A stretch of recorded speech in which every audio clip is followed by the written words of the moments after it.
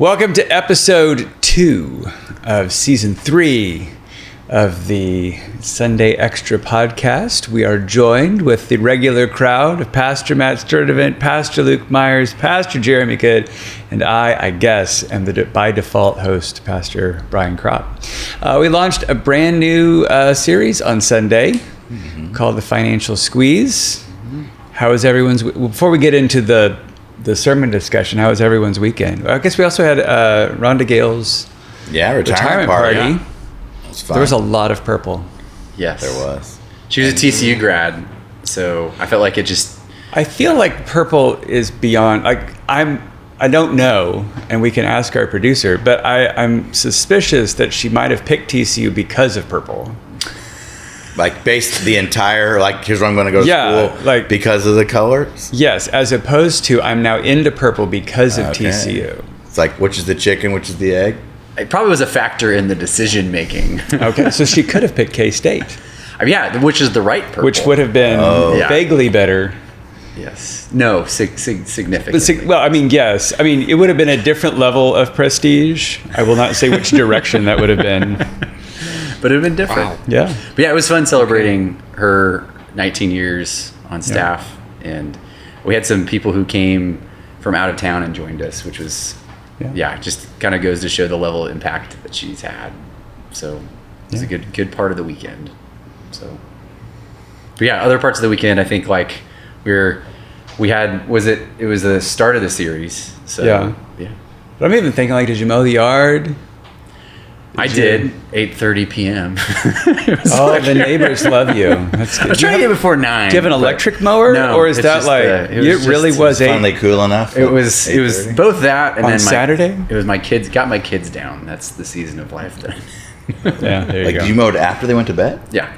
And the sound did not... It wasn't late enough for me to feel... You weren't using the weed eater right up by their window? No. It was, yeah. That's fun. Yeah. I don't know that I've mowed that late ever. If it's after dinner, we'll wait till next week. Yeah. That's the only almost cool time of the day. It is true. First thing in the morning. 7:30. Yeah, you could do 7 in the morning like all the roofers. Yes. But then you're mad at the mower like you are of all the roofers, yeah. If you're a roofer and you're listening to this, I'm not mad at you in particular, just the sound of bang, bang, bang, bang, bang at 7 on a Saturday is not how I would like to wake up. But and usually it's unexpected. Usually it's not this is what I knew I was going to wake up on my Saturday to. It's just what is this sound? Because it's 3 streets away and it just carries as far as that goes. I don't know if we did anything other than try to not get sick. Or actually we got sick and then we're trying to get better. That's a good plan. That's probably most of the weekend was just getting better. Yeah. Sleeping a lot. This was my second party weekend in a row because last weekend we celebrated Kai's birthday. Oh, that's right. Yeah. And then this weekend we celebrated Rhonda's retirement. We got to come up with some kind of party to have. Hey, it's my birthday weekend. On Friday. Hey, we could throw a big shindig. We have 3 in a row. 3 in a row. That's party time. There you go. We have no plans so far. So. Yeah, but that's good when you get to be an adult. When you're a kid, you got to have. Kai was talking about his birthday for months beforehand. I'm like, your birthday is 11 months away. Okay, he's already working on next year's party, and I'm just like, settle down, bro. Settle down, bro. My goodness. That was I liked how you use that often. I do. Settle down, bro on staff. It's just I've received my fair share of settle down bros, but it's fun to hear. It was such good advice. I'm like, I got to use it as often as it's fitting. But I think it was fun hearing it you used it in the sermon, and all these people who hadn't heard it before finally now get to hear the settle down, bro. Was it the verse? Was it 2 Thessalonians? Yeah, it was. Okay. It was Paul's settle down, bro verse to the church. I'm I don't think those 3 words had ever been strung together for the Apostle Paul. Settle down, bro. Do you have any exciting weekend? Yes. Yes? Well, it wasn't exciting. But not as exciting as Fredericksburg? No. Okay. So I enjoy an occasional round of disc golf, and it doesn't happen very often. But an old friend who loves disc golf was back in town and is Going to be moving. So I played Saturday morning and Sunday night. What? And See, I'm you feeling could've it been doing now. that instead of Yeah. Yeah, I could have been. Yeah. was Sunday night. Yeah. What courses did you guys do? So Saturday morning we did Saddle Hills over on the west side of Fort Worth, and then Sunday evening was North Park Okay. up on the north edge. I was doing this on the north side. Go figure. Yeah, right inside of Haltom City, north of Okay. 820. Yeah, nice. Okay. In fact, Yeah.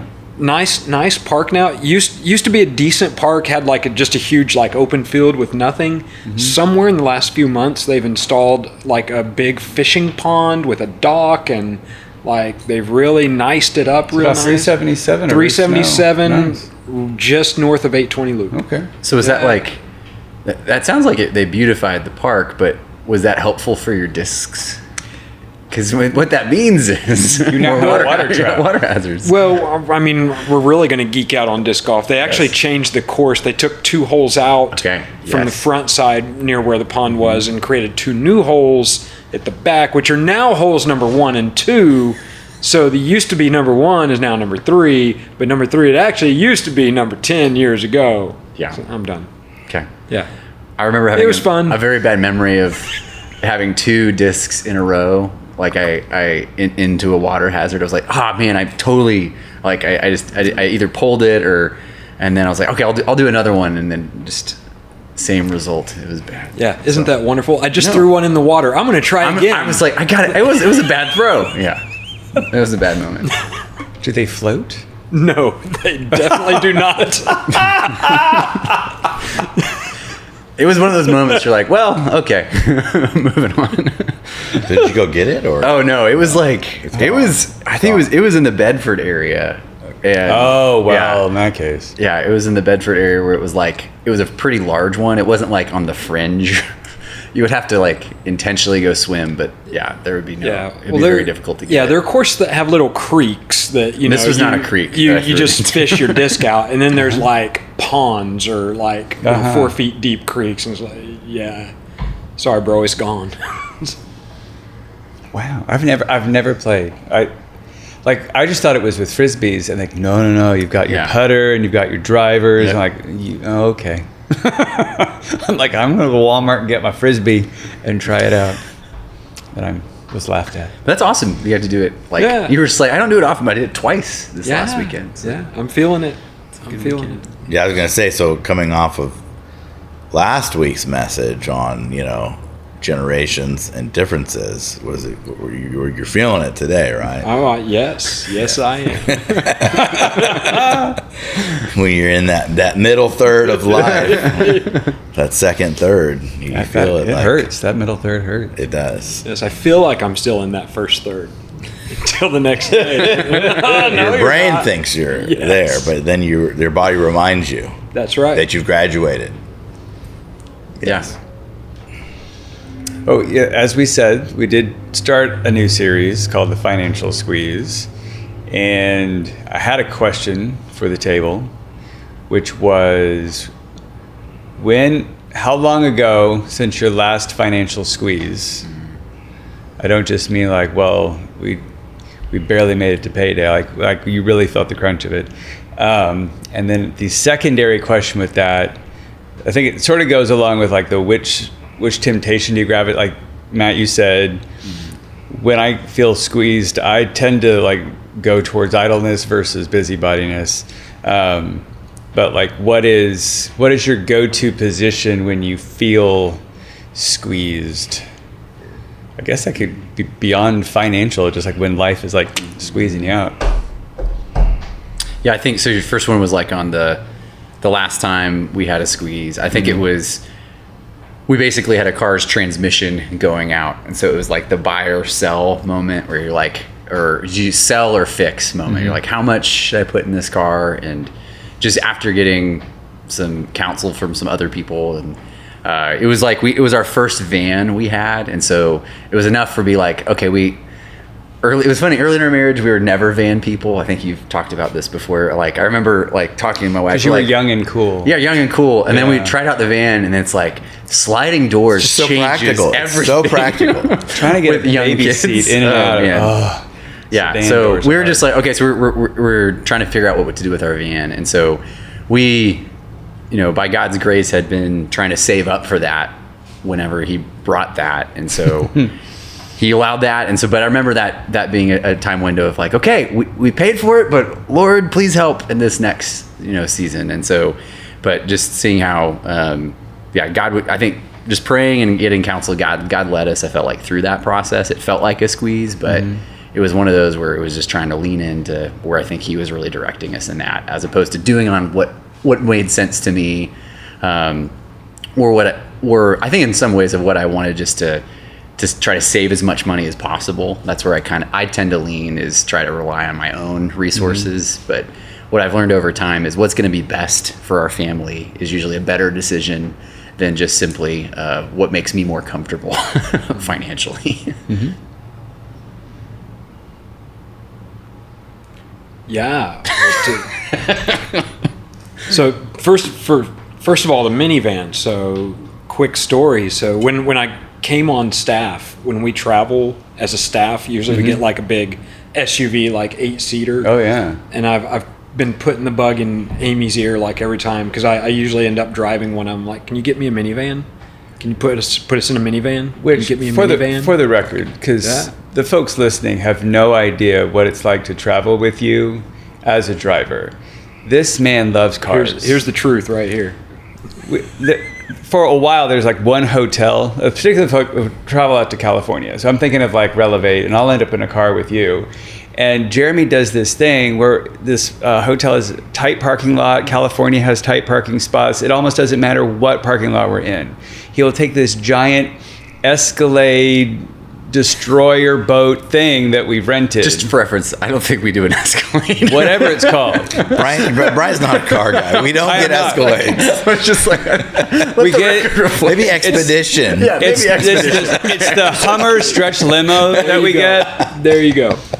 And the large SUV. Okay, he prefers to pull out of the parking spot nose first. So Yes. he will take the careful time to back into the spot. I'm like, and I'm not certain that he always checks his mirrors. Like you're just a whiz at it. It's amazing. Well, thank you. I enjoy did you sitting work- next to it, like, Didn't you work on like a group where they maintain cars for a while? Maybe not. Something like that. Okay. Yeah, I've done a couple stints as like auto mechanic. Yeah. Like I'm not a licensed mechanic, which is why I'm in ministry now. There are gifted mechanics, and there's people who just kind of know what they're talking about, and I'm somewhere below both of those. So yeah, I'll tell you more stories. Remind me on another podcast. We'll tell stories about auto mechanics. But yes, I have worked with cars. it's amazing. But I love the minivans.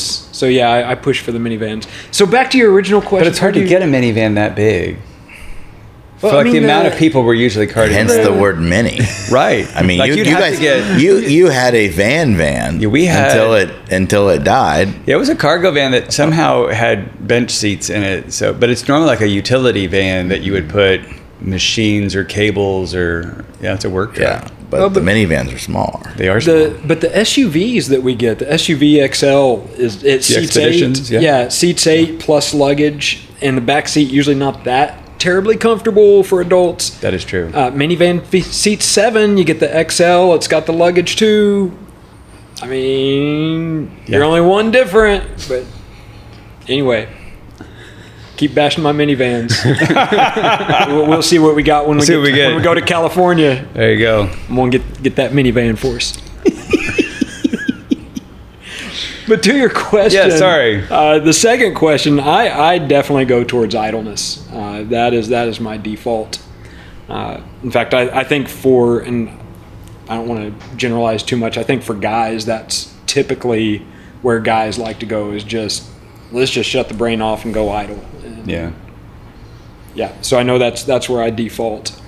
As far as the last time I felt the financial squeeze, I think it was a few months ago. My wife was in a fairly minor car accident, but there was some like neck and back issues, but it also went back like decades. And so to get it fixed, we didn't know if insurance was actually going to cover it, because there was like past damage with recent damage. And so it's like, well, we've got to do it, and we don't know if insurance is going to pay for it, and we don't know. So that was, and you have to wait like 2 months before you actually hear anything from insurance. It's like, okay, are we out of pocket? Are we? So, yeah. And we're still wading through some of that, but God's been good. And it is amazing how much like cars are a great financial squeeze creator. Because I think we ended up several $1,000s in debt a couple years ago. And most of that was we had 3 kids inside of 3 years, and then all these other car issues, and we just like there's no emergency fund that Dave Ramsey will set you up for that will prepare you to pay all of that all at once. So we just got into a lot of stuff, but I think there was a lot of car stuff. God's been gracious in all of that. We're out of that debt now, but now our oldest is creeping towards college. So I don't know if we're in another financial squeeze, or I could just see between squeezes. I can see it coming. I'm not sure, but I think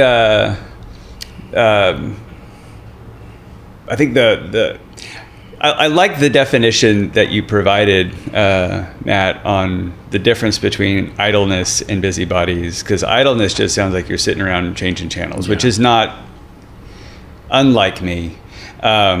But just the not wanting structure to life. So I think part of that is when I get into financial squeeze, it's not that I'm still, it's that I'm panicked. And so then I'm just running, like mentally running around like a chicken with its head cut off, or trying all this kind of stuff. So I'm trying to fix it like right then. But it's not structured. It's no plan. I haven't sought out wisdom. There's no anything. It's just grab anything that you can find to make the bleeding stop.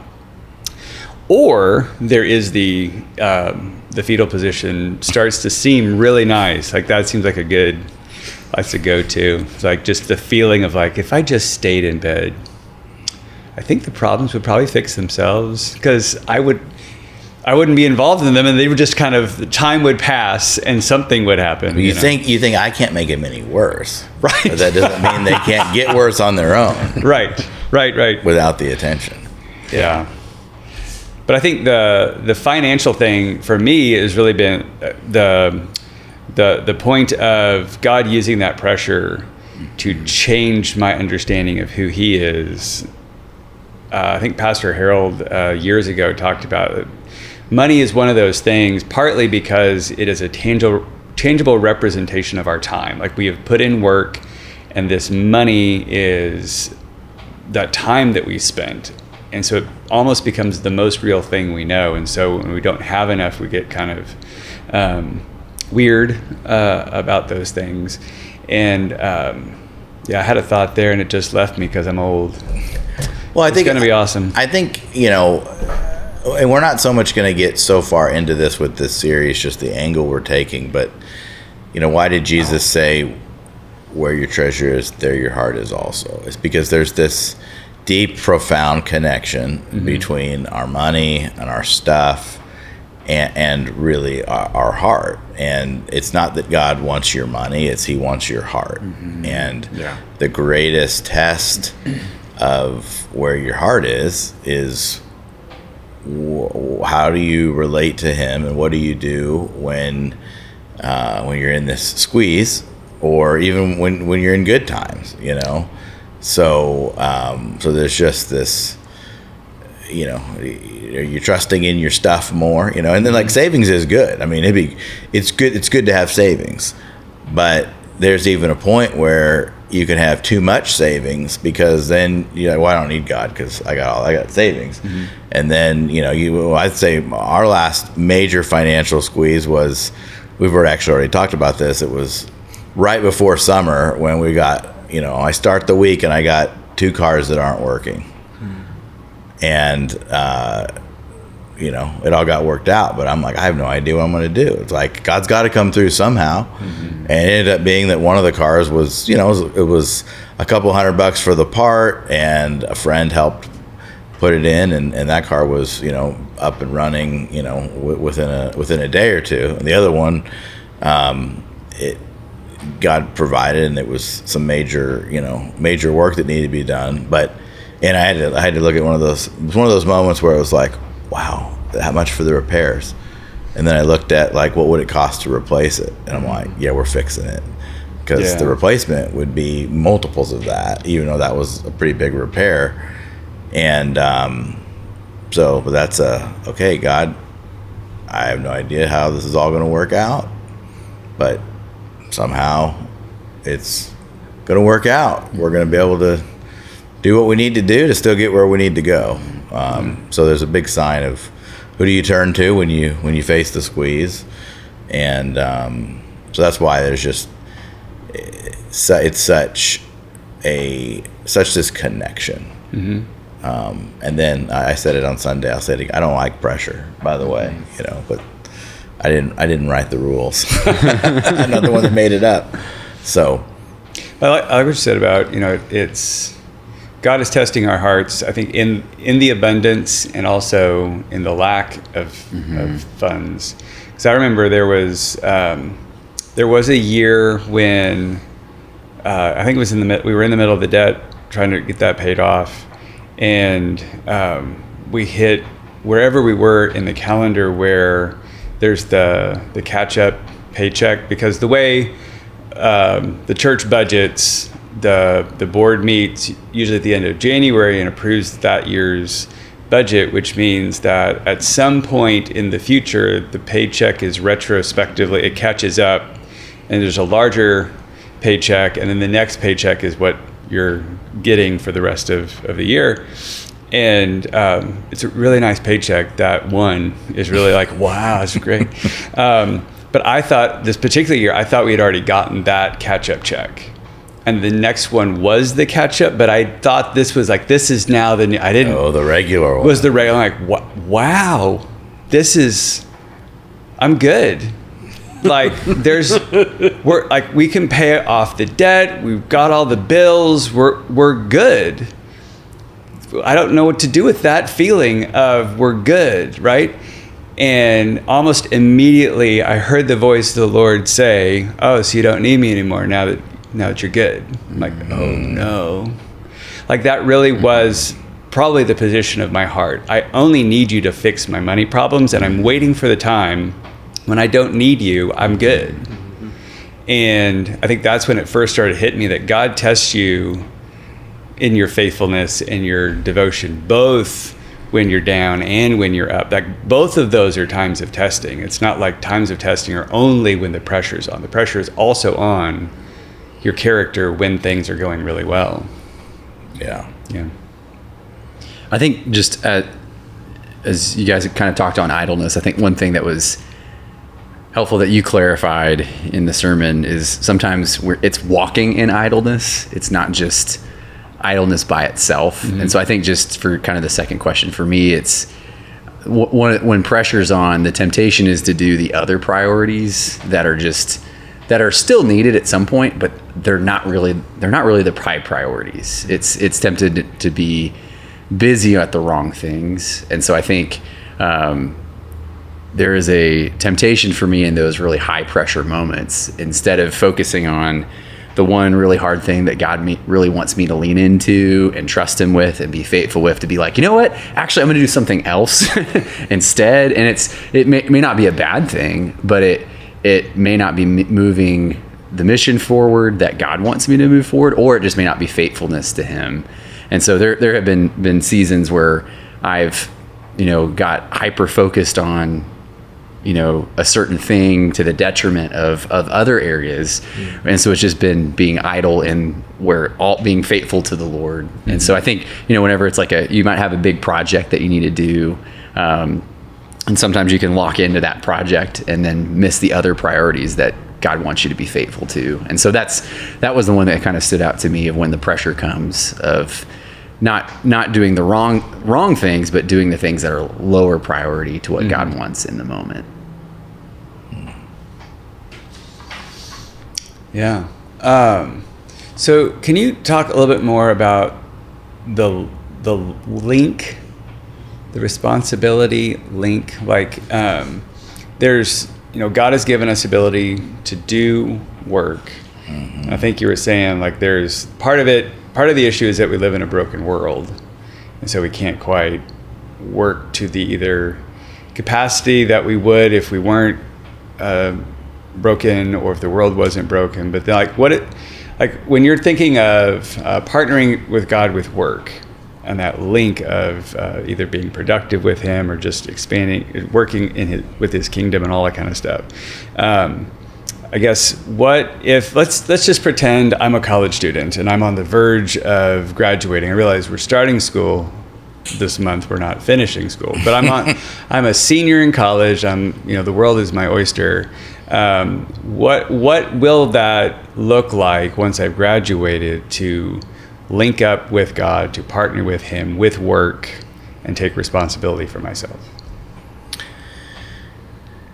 It depends. I mean, I think let me take a couple steps back, even, because I mean, really, where this responsibility link comes in is God has created this cause and effect world, and what we do actually matters. What we don't do actually matters, and I think it's very easy to miss that.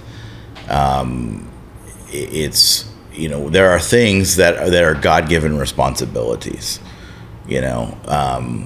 so sometimes we use the word our personal stewardships, our spheres of stewardship. That means a steward is not the owner. A steward is the manager, the one that's been given the responsibility to manage it on behalf of the owner.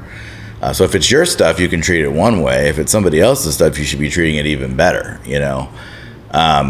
So this idea that we all have responsibilities, every single one of us, and that's why I showed the pictures of the different kids with ages with backpacks. Our responsibilities look different. So you're talking about like a college student. Your responsibilities when you're a student are going to look very different than what they're going to look like when they graduate. If you're a student, you might be living at home. Or you might be living on campus or near campus. Very few students are completely paying their way in life, and that's not necessarily wrong when you're at that stage. But there is a point when you graduate and you have a degree, or maybe you don't go to college and you start working. There's lots of different ways, but we all have something we have to be responsible for at this particular time. So if you're a student, your primary responsibility is going to be being the best student you can, taking care of the schoolwork that you have so you finish the program you're in and then move on to the next step. That same thing would be for high school, middle school, elementary school students. You've got chores to do. Those are all your responsibilities. And just the way God has designed us, and the way that He's designed the world is we have responsibilities, and it's so natural because we're broken. Because it's our brokenness. I was thinking about this. I did not include this in the message, but sometimes we use the phrase around here that the way to describe the brokenness is we have sad hearts, and the S stands for selfish, the A stands for arrogant, and the D stands for damaging, or we're willing to damage other people. And so if we're selfish and we're arrogant, we think we deserve everything, and I deserve it without doing anything for it. Well, no, you have some responsibilities. So it's about everyone carrying the load that God has given them. When you graduate from school, you're probably going to have a different job. Maybe you're going to school and you're working at a coffee shop, or you're doing some other kind of part-time work. And then that changes. So this idea, though, of when we refuse to bear the responsibilities that God has given us, that's when we're not in a good place. And actually scripturally, what Paul is basically saying is those that refuse to bear their responsibilities, shouldn't eat. And what what that, again, I said this on Sunday, is do not hear me say we shouldn't feed anybody that's hungry.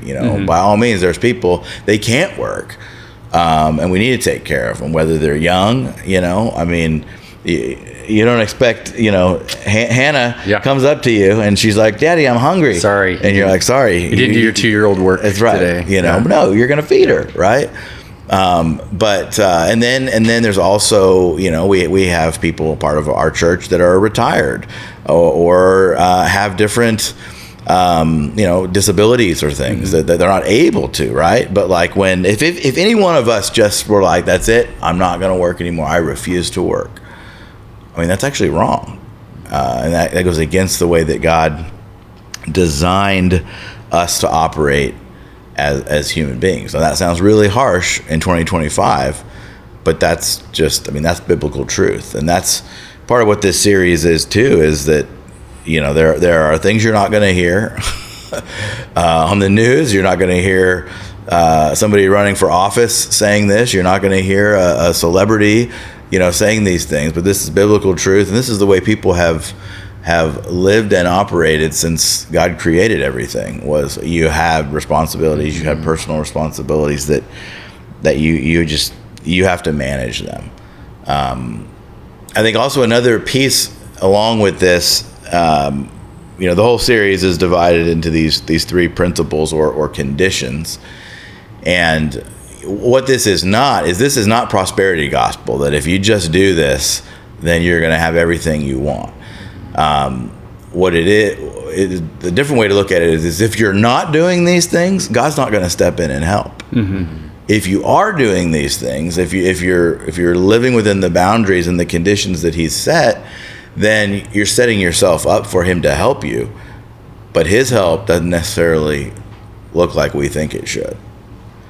And if He may be helping me and providing for me and doing everything that we saw in the theme verse for the series, the verse from Isaiah 46. Even to your old age and gray hairs. Yeah, that one. I'm he who will sustain you. I've made you. I will carry you. I will sustain you and rescue you.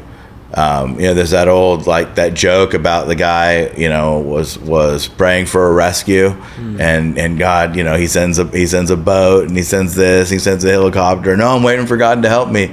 And the guy ends up drowning because, God's like, I sent all those things to you. So God's help may not look like what we think it is, and that has to do with some of our own expectations. But this is about us living within the boundaries and the way that He's designed things. And when we do that, that's when we can not just survive, but we can thrive in the middle of that. So it comes down to just each and every one of us has a personal responsibility. And responsibility may be little, it may be small. And I had some really great brief conversations with some people that it sounds like God had, and some of them had already kind of been working in their hearts and minds, and they're just like, yeah, I got to take care of my responsibilities, and that's really what it comes down to. And even of the 4 of us around the table, we have different responsibilities. So then you don't want to get into comparison, which that's part of some of what we'll get into this next week on the message on contentment. But yeah, it really comes down to the responsibilities. So just take care of your responsibilities, whatever phase you're at.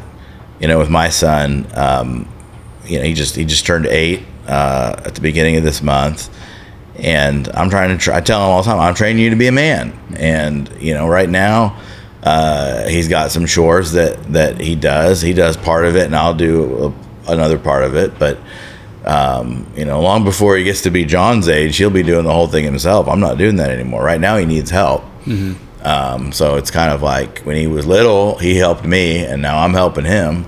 But that's his responsibility, and he needs to learn to bear responsibility. And I think that's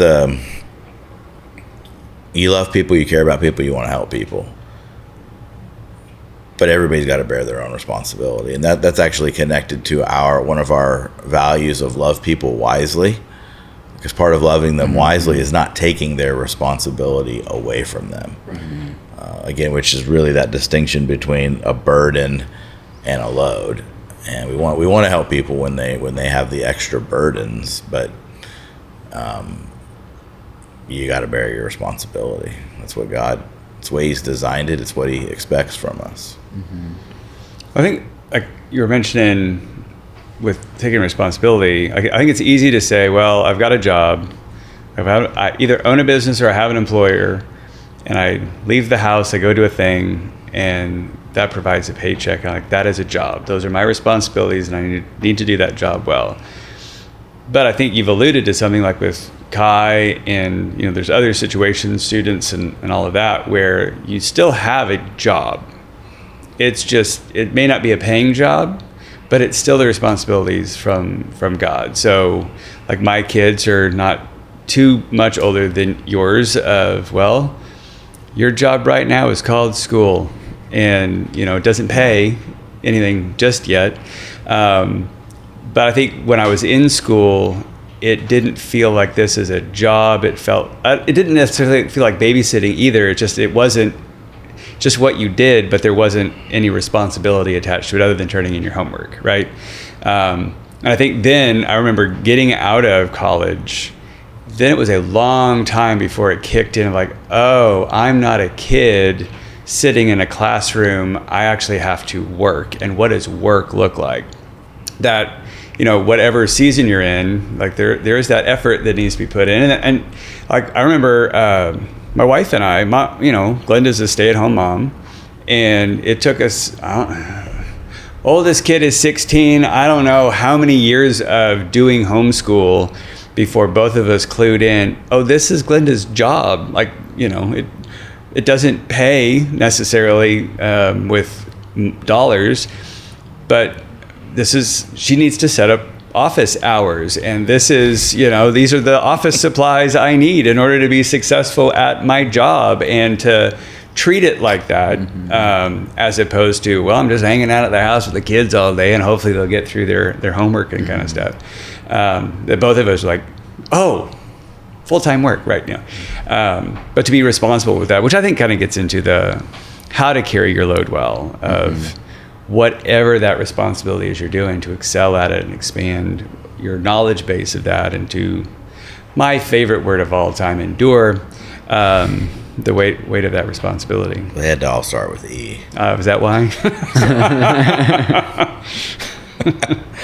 Yeah, I think, a key biblical principle is faithfulness. And, as you're faithful in a little, you get more. And then you're faithful in that, and you get more, and you're faithful in that, and you get more. And I think, I did pretty well in school, but I can definitely say I did not have the vision that I wish I had. That starting out, that like, this is about being faithful. This is my responsibility right now, and as I'm faithful in this and building, a good work ethic. It may be homework ethic at the beginning, classwork ethic, that there's a lot of preparation, because you feel like sometimes it takes forever when you're a kid, when you're in school, and then, we're all, some of us further than others, but we're all years past graduating from college, and life has gone a lot faster after college than it has before graduating, but there's still 24 hours in a day, 365 days in a year, and it's just our perception of time. But when you're younger, a lot of life is about preparing. You're still doing, but a lot of it is about preparing, and that's, if you prepare well, then that leads to a lot of things. So, I wish I'd had that different perspective. I probably could have done better, and at least would have had a better attitude a lot of times. So but it can be hard to have that kind of perspective. I think like something I think you'd mentioned had been, our future is built out of our faithfulness. And so that's been a really helpful thing for me to understand, that no matter what season I'm in, faithfulness in this specific season is actually setting me up for my future. And so just as I work with students and also parents as they're working with their kids, I think that's just been a helpful thing for me to remember, is helping students finish whatever season they're in well, because often we want to get ahead. I want to get to that next season. If I can just get out of the pressure that I'm in right now and get to this next season, everything will be fine. And I think that applies to parents who have newborns, that applies to seniors who are finishing high school. But I think one of the things that the perspective I've heard from people at Hope Church has been like, hey, like, how you finish is actually a good setup for how you'll start the next season. So that's really encouraged me of just how I wrap up different seasons of life, is really actually important for the next season, because it's building that character. And so part of it is like whatever pressure we have, whether it's financial or other areas of life, like, we want to finish that pressure well, and we don't want to just get out of it right away, because sometimes when we try to get out of it right away, we can end up not being faithful to what God wants us to learn in the middle of it. Yeah. So I have a question for you, Brian. Oh no. You're not currently working on a actual formal degree like some of us are. Good. And lucky you. You and Jeremy are the two smart ones around the table right now. Luke and I are the crazy ones. But just thinking about that excelling in my field. You're always reading something or listening to something. I think this is something I've seen you just integrate into your life. Mm-hmm. Like, I don't know, just talk about that, and just you're constantly learning. So, and I think that's allowed you to do things that a lot more stuff today than you knew mm-hmm. last year and the year before that. So just talk a little bit about how you integrate it into your life, because I think sometimes people are like, I don't have time to do it. I don't have time to excel in my field. Mm. I'm already so busy. So how have you integrated it into your life? Well, I think I'd heard years ago, I think this was sort of as podcasts were becoming a thing. So mostly it would have been either radio or like CDs or whatever in your car, but turn your car, CDs. I know, right? Turn your car into a classroom. Those? Sorry, no. They're these financial instruments that so I think after there was a very intense discipleship program when I first started attending Hope, that on the back side of that, somebody had said, after you leave this pressure of having to keep up with all these assignments, you'll see where did you conform or where did you transform. And I think it was probably a year and a half or so later, I'm like, oh wait, I guess I'd conformed to this and not that. And there were some disciplines that I wanted to get into, but I never then found the time to get back up to speed with some of that stuff. So when Glenn and I entered into the Antioch Project and graduated out of that 5-year program, there were some, as I was going through that, I realized these are some habits that I want to keep up with. Yeah. So I think just to maintain through the program, you have to learn how to absorb a lot of information quickly. So how do you scan a book? How do you listen to things at 2x speed and all those things? So then I started, I just want to keep this up.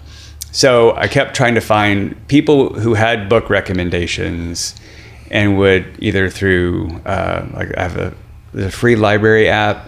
The app is free. Most apps, I guess, are, anyway.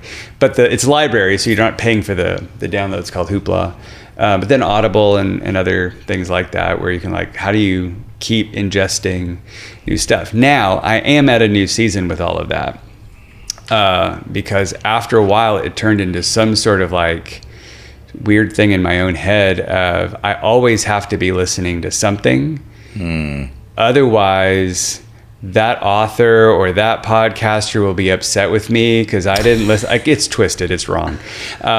These people have no idea I exist. And I think God was convicting me. Like, you're not listening to me, and you're not thinking your own thoughts. There's no like dead space in your head. And I'm watching my kids sort of do the same thing. Like, they're like fighting to get on a device or a TV or something. Like, just go outside and play and imagine the clouds or different animals. And they're like, no, I got to watch my show. I'm like, well, that's not good. And if it's not good for them, it's probably also not good for me. So I am trying to find more time to find quiet, still time, but also be more selective. Like, what is the pressure point I'm feeling right now? What are resources for that? As opposed to just always have headphones in and always listening to something because I'm just trying to like race through a bunch of stuff. But I think it took the one to get to the other, if that makes sense. So you have to listen. I think you have to read and listen to a lot to kind of eventually learn, oh, this is worthwhile, this is not worthwhile, and what do I need next, and those kinds of things. But yeah. Well, I think we have 24 hours in a day, and we can get done a whole lot more than we think we can. And I think one of the scary things, and I'm speaking to myself, is we often don't think about how much time we're wasting, you know. And so how do you redeem back some of the time? And I know there's a guy that says something like, when your hands are busy, but your mind is free. And what he means is you're not doing something so intense that you have to be so focused and concentrating on it. So, you know, whether that's, you know, if some workouts, you know, you couldn't do that because you're really working hard. But if you're walking, you know, maybe you're mowing the yard, maybe you're doing the dishes, and you're sort of standing there, and it's like, you know, your hands are folding laundry, whatever it is. Like, there's times in your day where you could, you know, we either are just totally letting our minds go free and not paying attention, or we're just listening to music, or it's maybe not something productive. And, you know, think about, you know, how you could listen to an audiobook or whatever it is, and use that time to learn and improve yourself, you know. And so I think there's a pastor that we both know, you know him better than I do, who I think every year he has like his top 10 or whatever reading list, whatever. But the thing that I was trying to get to from him was he had categories. So I think every year he's trying to read out of a little bit of theology, a little bit out of history, a little bit out of, you know. So that way you're not just, my mom, I think she was a reading instructor. She loves to read. If there's a way to grow the spine on your Kindle, she would have done it. Like, she just loves to read. And she loves to read mysteries. So, which is not bad, but I don't know that if all I did was read mysteries, that wouldn't expand me as much as, well, what are other niches of learning that will help you in all of your life? So, you know, for me right now, my wife and I are reading a parenting book. If you ask me at any time, would you like to read a book on parenting or marriage? No, I don't. I really don't want to. That sounds like just death on a stick. But the information has been super helpful, and has given us a thing to talk about and a way to get on the same page with parenting the kids and all that kind of stuff. I wouldn't have chosen it, but it's been great. So I'm also trying to read some stuff on money management, on like disciplines of walking with Jesus and those. So I'm trying to pick and choose around some themes that will help. Yeah. So you could, you know, watch some show on Netflix, or you could, you know, listen to an audiobook or watch some kind of a training or do something. I think the point is that there is time to learn, to excel in your field. And everybody wants the promotion. Everybody wants more money. Everybody, you know, you want that next level, but we don't necessarily want to do the work that it takes to get ourselves prepared and ready for that. But there actually is time there to do it. So yeah. And there is the occasional webinar that is helpful. just know you're going to get sold something at the end. Decide ahead of time, I'm not going to buy the thing. But there's at least usually a couple of nuggets in there that you can apply. So, Luke, you started out your career in finance, and so not talking about anything about ministry. What kinds of things were you doing to enhance yourself to be able to excel in your field, like when you were on that finance path before God called you into ministry? What types of things were you doing? Yeah, I think there are 3 different categories. One was taking on responsibilities. 2 was getting mentorship and building my relationships. And then 3 was just trying to develop myself in specific skills that I knew would help make the team successful or whatever work I was doing. So I think for just expanding the weight of responsibility, I think in the first year, I took on a big project that, or I just said, sure, I'll do it. Or my boss either told me to do it, I don't remember, but somehow I got voluntold or I volunteered to do kind of like a financial planning, like for the commercial side of our business. Cause I worked in aerospace, and I was on the commercial side. And so I took that on, and I didn't realize how big of a responsibility that was until it was done later. I was like, oh, okay, that was actually pretty significant that I said yes to that.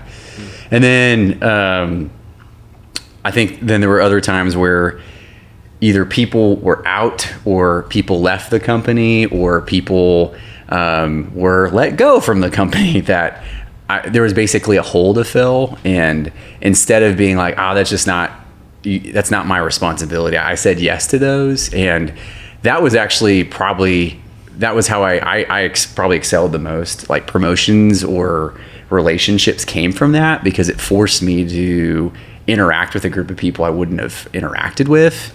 And then also beyond that, I think that really people saw that I was willing to sacrifice for the good of the team. So that was the expanding responsibility. I think mentorship, part of it was just going out of my way to just humbly learn from other people. And so I remember going to another person in finance and saying, hey, what do you think I need to learn at this season as an employee? And he was really honored by that. And then I didn't realize he later offered me a position that just didn't work out. But like that ended up building a relationship with me and this person that was helpful because I went out of my way to say, what can I learn in this season? And he gave me some good stuff that I wouldn't have thought of or known on my own. And then the third area was, I think, was just getting some training. So some of that was just my own learning how to pivot tables. Yeah. Well, yeah. Pivot tables. We joked because you said Excel in my field, and then everybody gave me a hard time because that's what you do in Luke, finance. if you don't know Luke, he loves Excel. I love Microsoft Excel. But part of that was I realized there was some limits to what finance people normally did in Excel. And so I started to learn, okay, what tools do I need? So I started to learn how to code a little bit. And I'm not a coder by any means, but we needed to build some financial tools that were beyond what the normal tools we had. So I actually went did a grad certificate in business analytics just to learn some of those tools. But actually I'd started learning those on my own before I even went into that formal training. So then I started just investigating, how could I do this? I went to classes and seminars provided by our company to learn that. And then I actually got formal training through a grad certificate at a university. And so from that opened the door to more positions that I didn't think were available at the time. And then when some of those early decisions just to say yes, to meet the right people, and then to gain the tools, all led to the final job that I had there, where I stepped into leadership. If I hadn't have done those 3 things, I don't think God used those 3 things. It was God's sovereignty in all of it, but he used those 3 to help me prepare to become a leader. And I needed those skills that I had acquired to lead in that position. And then at that point, then I was invited to come on staff after that position. But those are just some areas that I had to grow in finance. Yeah. So Jeremy, I saved you to last because Luke has had kind of until moving out of the marketplace, he was kind of like on a trajectory in the finance realm. Your pre-ministry career is a little more varied, but you had to prepare yourself. You had to excel in a lot of different fields. So what kinds of things did you do, and are you doing even now, maybe to consistently get the training, get the development, grow how you need to grow because you've got this job or this role at this particular time? Yeah, a lot of it is similar to what Luke already touched on, of looking at what am I missing in my current role. I think you addressed just real briefly, that if you're aiming for the minimum, you're only going to reach mediocrity. But we all know there's like minimum, and then there's like medium, like okay, I'm doing pretty good, and then there's like this is high level.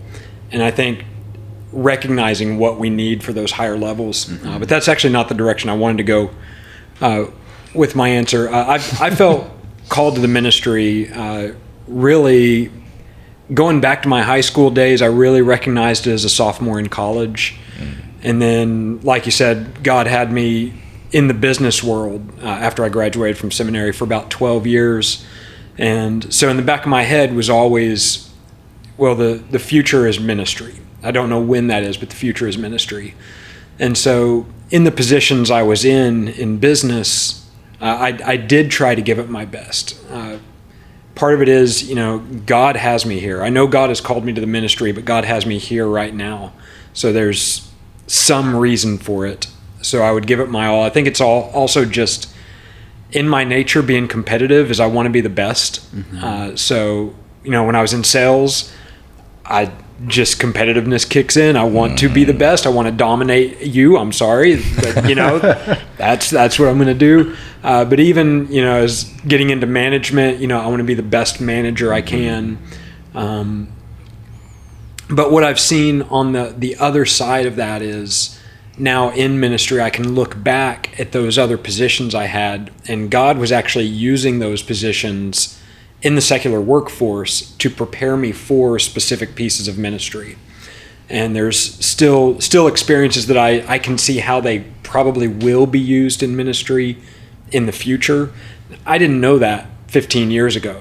When I'm on telephone sales or working with outside agents that are all squirrely, it's like, why am I dealing with these squirrely guys that don't do anything you ask them to? And well, no offense, now I'm working with a whole bunch of squirrels in ministry, and not you guys. I'm going to get myself in trouble. And this was Jeremy's last episode on the podcast. It's been fun, y'all.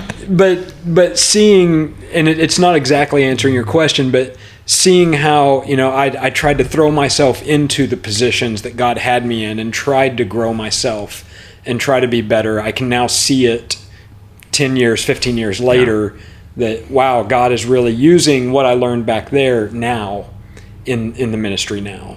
And so I can see the end result. Yeah. And even now, at age 48, I see partially what God is doing, because I don't know the future. I don't know next year. I don't know 5 years, 10 years from now.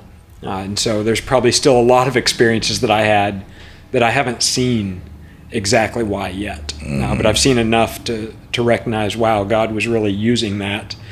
Even though I wasn't in the field I wanted to be in. I wanted to be in ministry. God had me in secular business.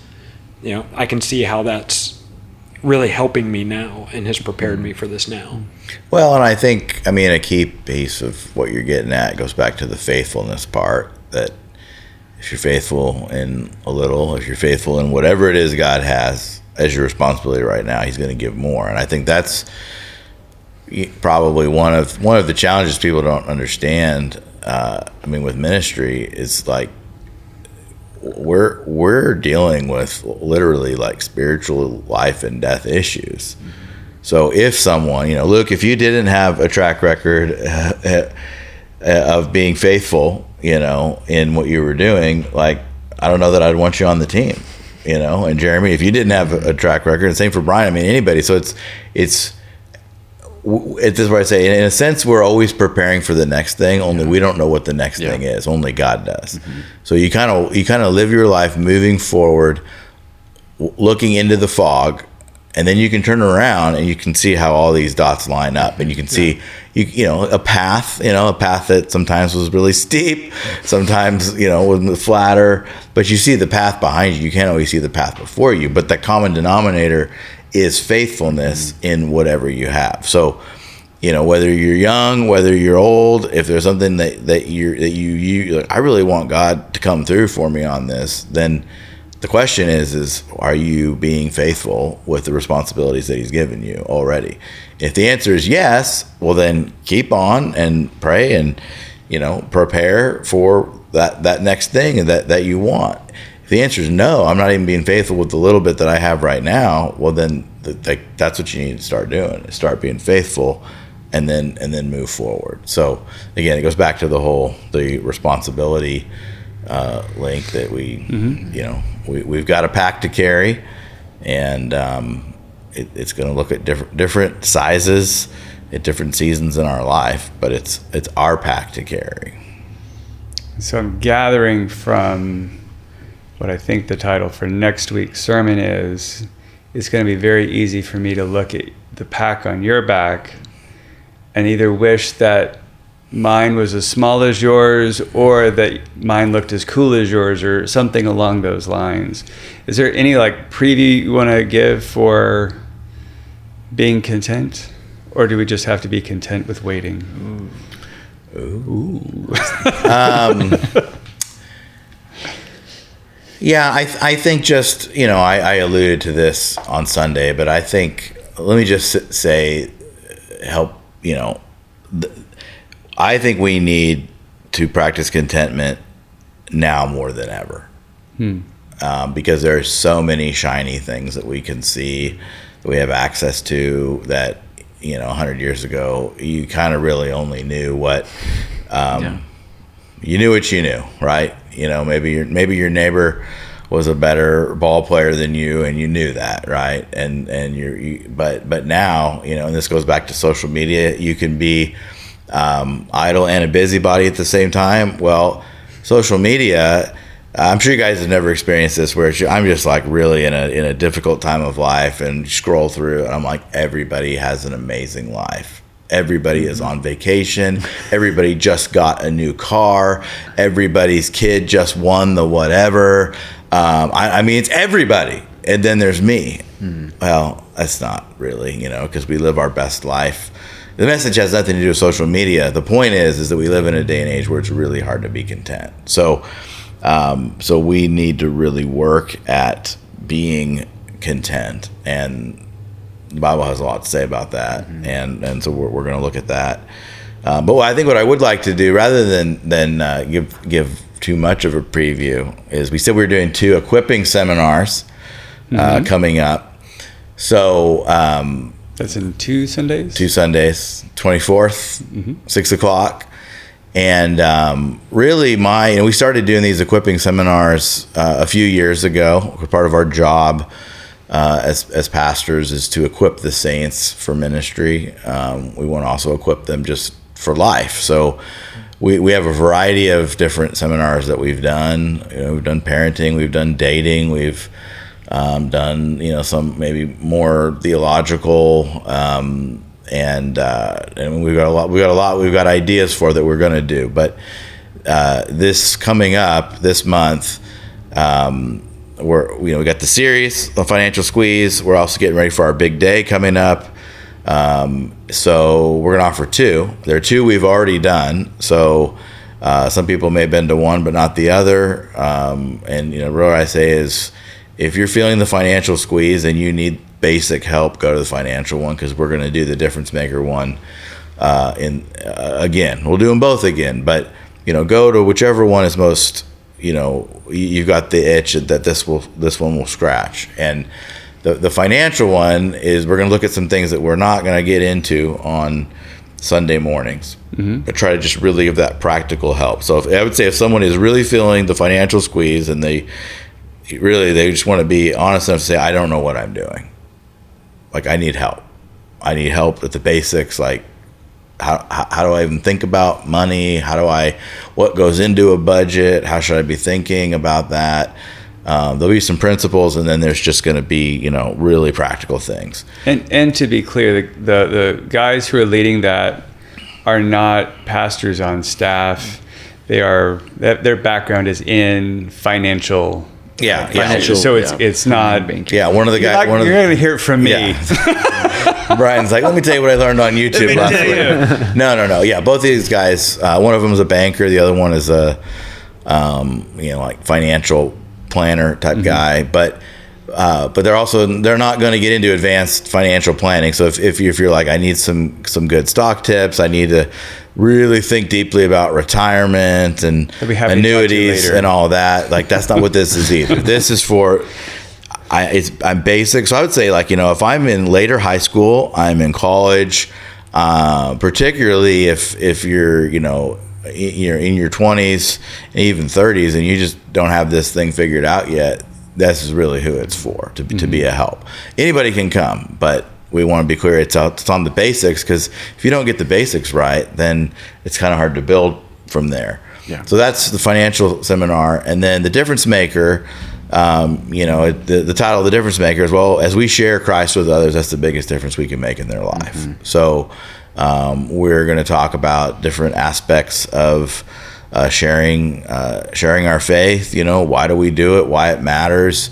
We're going to talk about some different methods on how to do it. One of the most powerful things we have is our own personal testimony story of what Jesus has done in our life. So we're going to talk about that. We're going to have a little bit of time to work on that. So there's some workshop elements to it.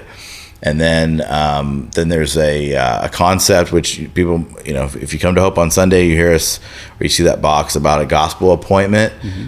So Jacob, who's the director of Christian Impact, he did a session that we recorded the first time we did it. Now we show a video, but he talks about the gospel appointment and how we can use that to actually set up a time to share our faith. So, because sometimes it's an awkward, like, how do you get into that? Well, if you knew, you're just like, hey, we're going to get together next Tuesday at 3:00, and this is what we're going to talk about, then that just takes a lot of the pressure out of it. So he shares that tool as well. So those are two things coming up later this month as we, sort of launch this new year.